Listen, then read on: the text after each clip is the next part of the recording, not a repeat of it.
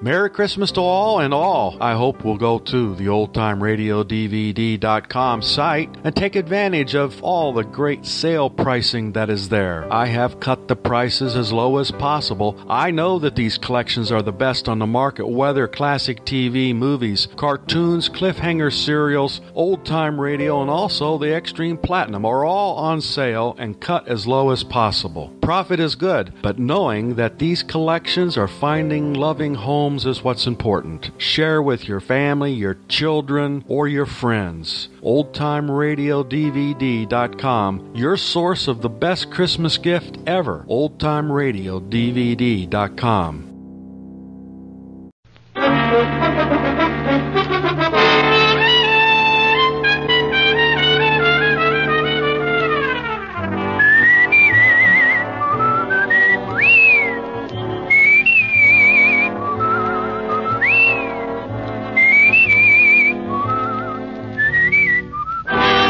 Dick Powell as Richard Diamond, private detective.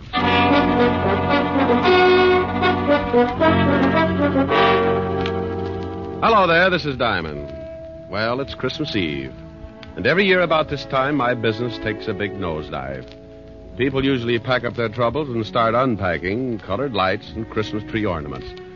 So tonight, instead of telling you about one of my hair-raising exploits, we're going to tell you a Christmas story.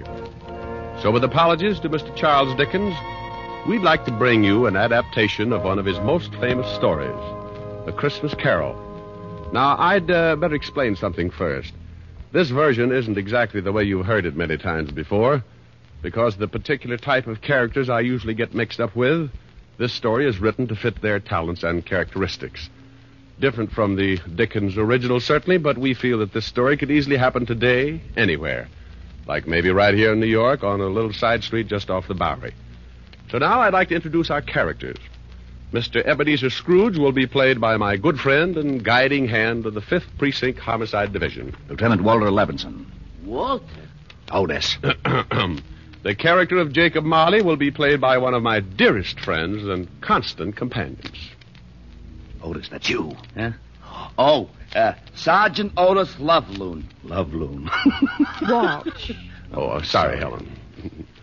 Tiny Tim will be played by our corner newsboy. Johnny Rollins. Tiny Tim's mother will be played by my red-headed gal friend. Helen Asher. The rest of the characters will be played by members of the 5th Precinct Police Station. Officer O'Reilly. Officer Lund. Officer Lefkowitz. Sergeant Miller. The music will be furnished by the 5th Precinct Police Band, directed by Patrolman Worth. And now, our version of the Christmas classic, Charles Dickens' A Christmas Carol.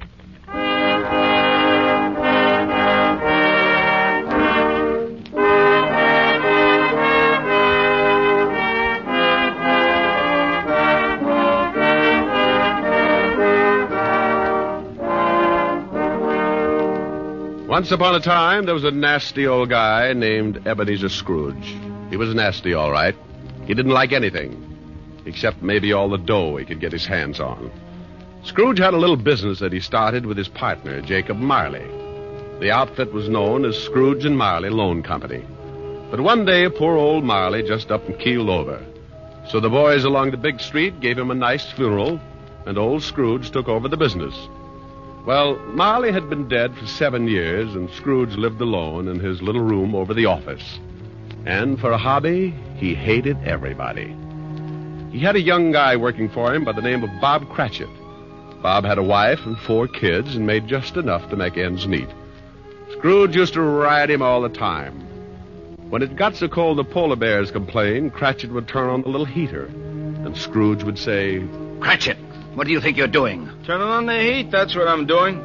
My fingers look like popsicles. Well, I don't care if they come in 6 delicious flavors. Every time you turn on that heater, it costs me money. Business is not good, so get back to your work and turn off the heat. Oh, now look, Mr. Scrooge, I'm freezing.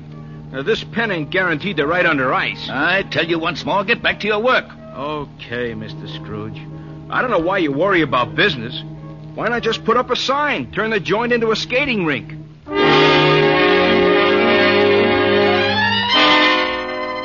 Well, this was no time for any decent guy to act like that. It was Christmas Eve. Along about 5 o'clock, into the office came Scrooge's nephew, Fred. Well, Merry Christmas, Bob. Oh, Merry Christmas, Fred. You get back to your work, Cratchit. Okay. Yeah. Well, Merry Christmas, Uncle. Oh, swell. Merry Christmas. Humbug. Humbug. Yeah, humbug. My old man didn't like Christmas, and that's what he used to say. Humbug. Okay, humbug. But it's still Christmas, and I don't see where you get off not liking it. This is supposed to be the time everybody gets with it. Everything stops. That ain't much good, and you put your arm around the next guy, you tell him Merry Christmas. I'll put my arm around you with a hammer on the end of it if you don't lay off that goodwill stuff. Look, what's with you? What have you got against Christmas? You show me a way to make $100 every Christmas, and I'll fall in love with it. Every time the holidays roll around, nobody pays their bills, and they all run around like they own the Chrysler Building. Look at you. $60 a week, and you're coming on like Rockefeller. Well, sure, I make a lousy $60, but it ain't easy. But once a year, something happens with everybody in this big world. Well, nearly everybody. Because this is a day that somebody else started to make things right for us, and he had a really tough time doing it. It's more than just remembering. It's feeling. It's all around you. Christmas has got to be merry. Don't you get it? You want me to be merry? Well, sure. Then go get some of these joyous clients of mine to pay off their loans. The missus asked me to invite you over for dinner tomorrow. Now, don't hold your breath. Okay. Merry Christmas, Bob. Merry Christmas, Fred. Merry Christmas, Uncle. Merry Christmas, Merry Christmas. Humbug.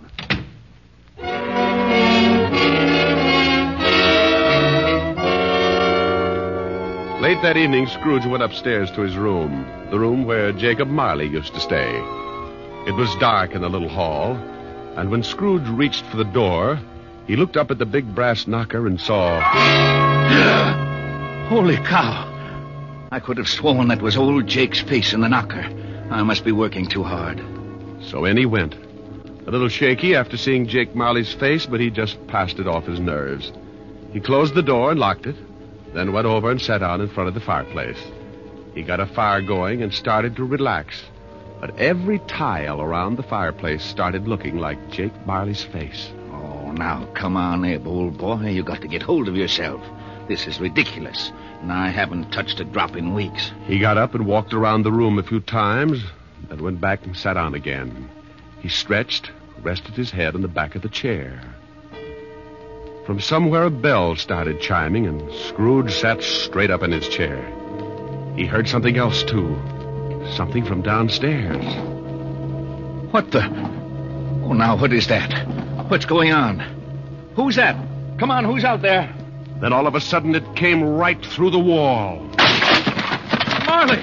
Jake Marley. Oh, no. I got to stop eating lobster. Oh, it couldn't be. Hey, what's with you? Who are you? Jake Marley. Who else? You're dead. The deadest. But nevertheless, Jake Marley.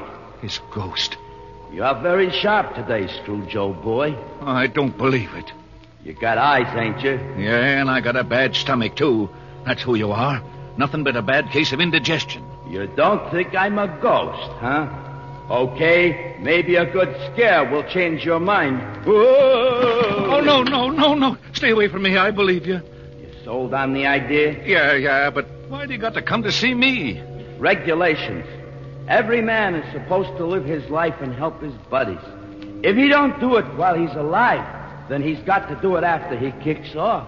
Oh! Now, stop that. Hey, what's with all those chains and things you got wrapped around you? Oh, these? Well, this here chain is like my life. Each one of these links is something I did wrong. But why do you have to hold it around with you? Why don't you check it someplace? Scrooge, old boy, when we was in business together, I never took time out to do any good. I just kept making a buck and figured that was enough. Well, now I got to pay for it. I got to haul this chain around and try to make up for all the things I didn't do when I was alive. But why come to me? Because you're going to end up just like me unless we do something in a hurry. Now, I haven't got much time, so you better listen. Oh, I don't want to be like you. I'll listen. Okay. You're going to have 3 visitors. You're going to be haunted by 3 spirits. Oh, no. It's the only way you can keep from being like me. When you hear that bell strike 1, the first one will be here. Well, I got to be going. You won't see me again, but you remember what I told you. So long, Scrooge, old boy. Your goosebumps can relax now. After the ghost took off, Scrooge just refused to believe it. Nuts. It's ridiculous. Humbug. Then he climbed into the sack and was soon snoring up a storm. When Scrooge awoke, it was still dark, and the bell from the church on 53rd Street was striking 12. He laid awake listening and thinking to himself. Oh, just a dream. Ghosts. Bah. Finally, he dropped off again and slept for about an hour. Then the big bell struck 1. 1 o'clock and I don't see no ghost. I knew it was something I ate. All of a sudden, a big light flashed in the room. The first of the spirits stood before him. Oh, Jake was right. Are you the first spirit that Jake said would come to haunt me? Yeah, you know it. Well, who are you? Me? I'm the ghost of Christmas past. Yeah? How long past? Your past. Come on, we're going to take a walk. Oh, where are we going? Just relax. I'm running this tour. Oh, well, let me get my pants. You got 'em. Hey, they're on me.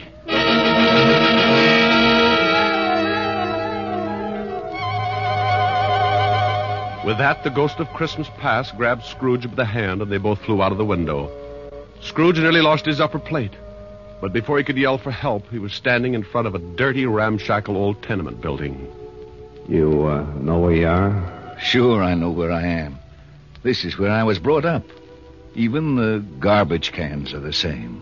You had a pretty tough time when you were a kid, didn't you? The toughest. I wasn't very big, and the rest of the kids in the neighborhood were. I had more black eyes than a crow. You want to go in? What for? To see your folks. My folks died a long time ago. They're in there now. Come on. Well, the ghost took old Scrooge into the building and showed him a Christmas years past, when he was a child with his family. Sure, it was tough living in 2 little rooms like that, but Scrooge remembered how wonderful it really was. What's the matter, Scrooge? Huh? Oh, got something in my eye. You were pretty lonely when your folks, when they... Yeah. You know, there was a young kid that came around earlier this evening and sang some carols. I wish... Yeah, what do you wish? Oh, nothing. Come on. I want to show you another Christmas. The spirit showed him another Christmas and still another. And you know, no matter how tough Scrooge remembered his childhood had been, it always seemed that Christmas was wonderful. Then the spirit took him to a building down by the river where Scrooge got his first job. They went inside, and seated behind a desk, Scrooge spotted... Fezziwig! Well, I'll be darned. It's old Fezziwig alive again. And there's Dick Wilkins. He was a good boy. We got along great. He liked me. Okay, everybody, it's Christmas Eve. You can knock off and have yourself a good time. You better lock up, Dick. Sure, right away, Mr. Fezziwig. And don't look so unhappy, Ebenezer. It's Christmas. Come on home with me and tear into a big turkey. All locked up, Dick? Yes, sir. Ready, Ebenezer? Yes, sir. Okay, let's go and have Merry Christmas, you two. Yeah. Merry Christmas, Mr. Fezziwig. Mr. Fezziwig. Merry Christmas.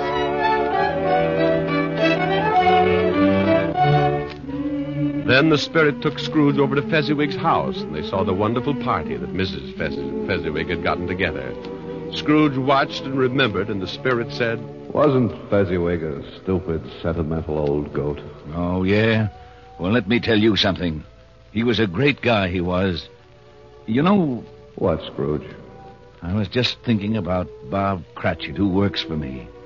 I think I'd like to do something for him. You know he's got a wife and 4 kids? Is that right? Yeah, 4 kids. Come on, I've seen enough. Okay, but you gotta see these things if you want to get squared away. And believe me, brother, you need squaring away. Let's go home, Scrooge. Before he knew it, Scrooge was back in his little room, and the spirit was gone. Scrooge was pretty beat, and he climbed into bed and dropped into a heavy sleep.